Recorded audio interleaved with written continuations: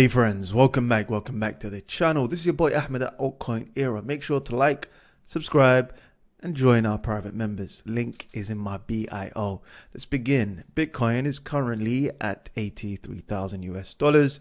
We are in a downtrend. It's very clear and evident. We had a small little bounce.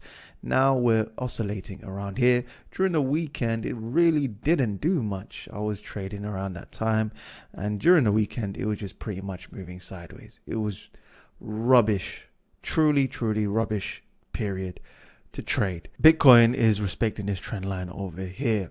But what I really want to talk about is that every Tom, Dick, and Harry is looking at these lower prices. I'm talking about 65, 70, 75,000 US dollars. Bitcoin typically doesn't behave like that. When majority of the crowd is anticipating lower prices, what normally tends to happen is it tends to go up, trap these people, and then head downwards.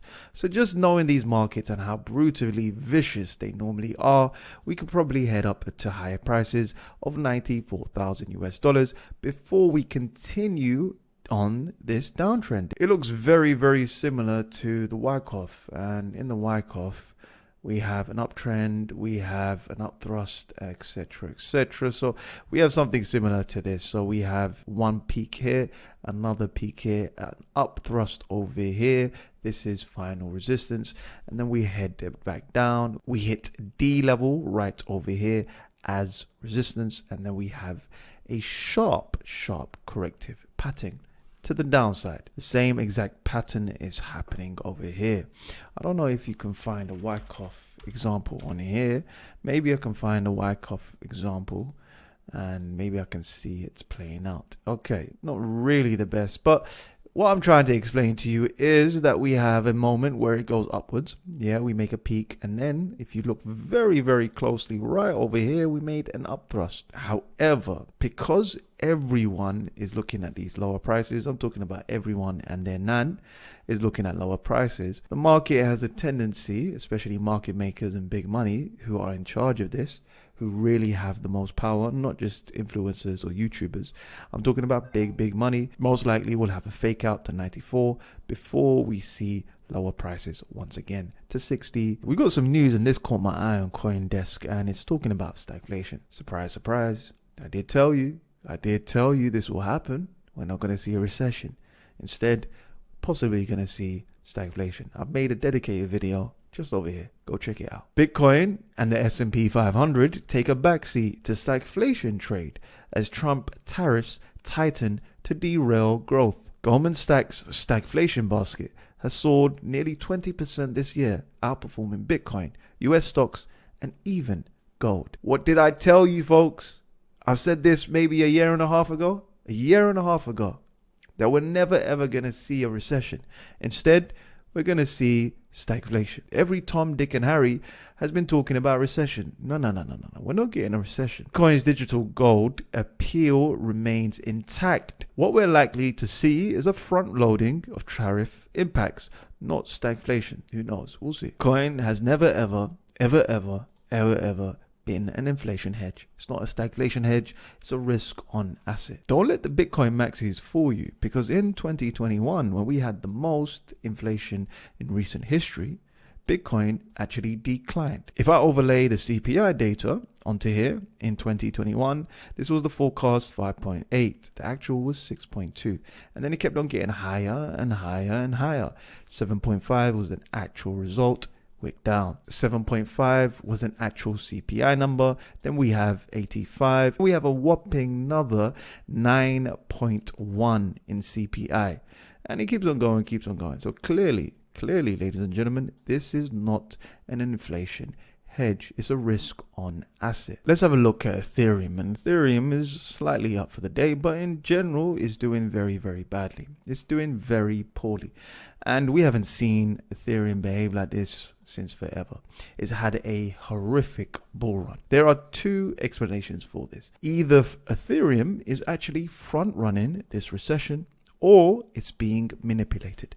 There are only two reasons for this behavior. What do you think? I tried to get you the order book, but unfortunately I couldn't find the order book. So basically, the most liquidity is sitting right here. I've been getting it right time and time again.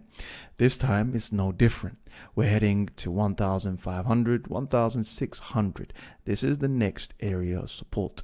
Now, if Ethereum doesn't get above 2,000 US dollars, ladies and gentlemen, we will have a continued downturn. It's pivotal. I mean pivotal for Ethereum to continue on this bull run and hold above 2,000. If it doesn't, then we're going to have sustained prices heading downwards. And don't forget, Ethereum is more dependent on liquidity. So liquidity, the global liquidity, is slowly being siphoned off.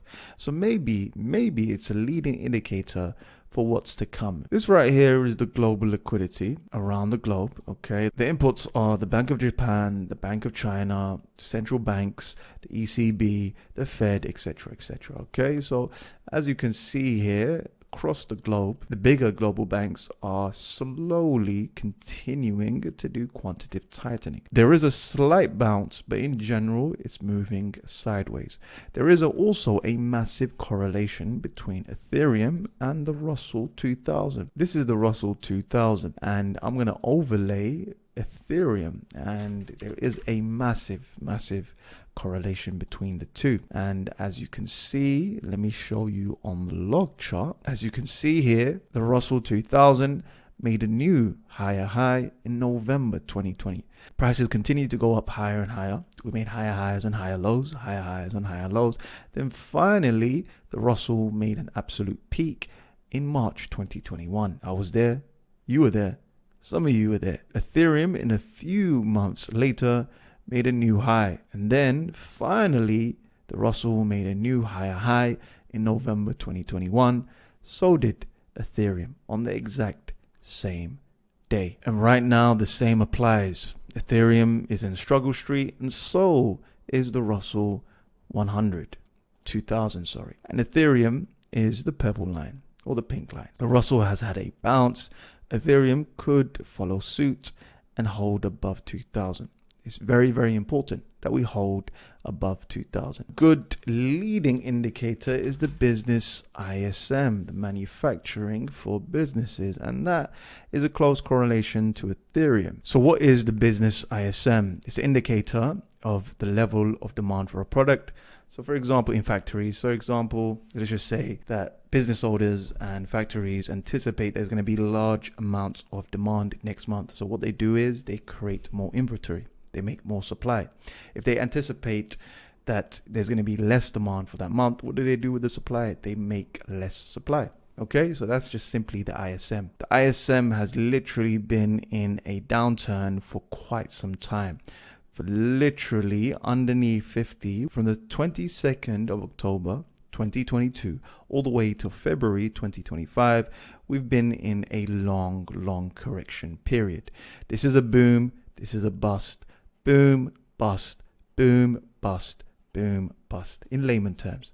Okay, COVID had the biggest drawdown in ISM. Imagine you're a business owner, you own a factory, and you see COVID and the pandemic. So what do? You think the demand is going to be scarce. People are not going to buy your goods. So what do? You produce less. That's simply what it is. So he calculates it every single month. When the ISM is at these higher levels, we have altcoin season. Okay, altcoin season 2018, altcoin season 2021, altcoin season. Simple as that. Right now, altcoins are cheap. Altcoins are cheap. Get it? I speak about this on a regular basis. You can find all of these information out in the public, okay? It just depends on how you use this kind of information. I did say nibble on some altcoins, and since then we have had a small bounce. You could have traded if you wanted during that last video, but primarily I think, but it's anyone's guess to be fair, I think we're heading lower. This is a brilliant time to DCA, and once we get to these higher levels, to higher prices over here, this is an ideal time to start DCAing out of your positions. Okay, you buy and you sell, buy, sell, buy, sell. Get it? Let's have a look at some of the macro headwinds. So we got three major macro headwinds. We have some major headwinds from Trump. Okay, so Trump from his side, on the fiscal side. So there's two sides. There's fiscal and monetary. Donald Trump is actually going for the Paul Volcker approach. He's going for austerity. He's going for tariffs. And he's going for huge spending cuts in the government. Now, most of you are aware what's happening in America. He's cutting a hell of a lot of public service jobs. He's caused such a massive problem that house prices have actually started to crash in Washington, D.C. And then we have monetary policy from the Fed. And the Fed, unfortunately, have decided to hold. But the good news is we have a 20% chance of them cutting in May. And then we have a 58% chance of them definitely cutting in June. We might get 2 basis points. We might get 1. Enough of the macro. Let's head back into crypto. Now we have Nvidia's biggest AI conference starts on March the 17th. Today, and NIR is confirmed to participate. FOMC meeting is going to be announced on March the 19th. Fluid is set to make a big announcement, and the TVL is at an all-time high. Sue's Gaming Summit will begin on March the 18th. Sources claim that the SEC versus Ripple case will be over soon. And finally, we have FTN. $80 million worth of ATM will be unlocked on March the 18th. Some of the best performers is BNX, up a whopping 105%. Then we have Auction, up a whopping 69%. Cake is up a whopping 61%. Wow, I gotta see Cake. Very impressive with Pancake Swap. It's gone up a massive amount so far. It's gone up a whopping 49% just on the daily. Top gainers for the week so far, we have Fartcoin up 52%, Banana is up 48%, and lastly we have VVV and it's up 32%. The best performing sectors this week were meme coins, unfortunately, which isn't a good sign. Then we have L2s up 7.6%. Then we have gaming up 6.5%. And lastly, we have L1s. In the past week, Bitcoin's up 5%. Ethereum is struggling really badly. Maybe it's anticipating a recession. Who knows? Or maybe, just maybe, big money is suppressing Ethereum. Ethereum is down for the weekly, 4.82. XRP is up a whopping 11%. And there you have it, BNB up a massive 14%. I did tell my private members to get into some safety plays such as BNB. BNB always does good when the market is heading downwards, always. And that's why I told my private members to get into BNB as a safety play. The top losers are Move, Grass, B3, TNSR. ARK, unfortunately, is down a whopping 13%. I did say many times ADA is going to head to this area right over here, and it has to fill the wick. Market makers are the ones really in control. It's not YouTubers, it's not influencers, it's not X, it's not social media.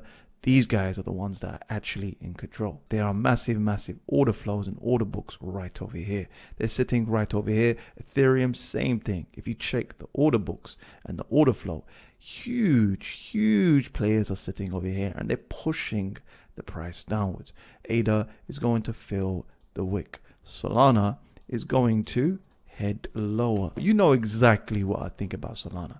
And I think Solana is heading to my target right over here at $83 and $72. That has the most confluence right over here. Some honorable mentions. Let's talk about some coins that I haven't spoken about for quite some time. We have Blur.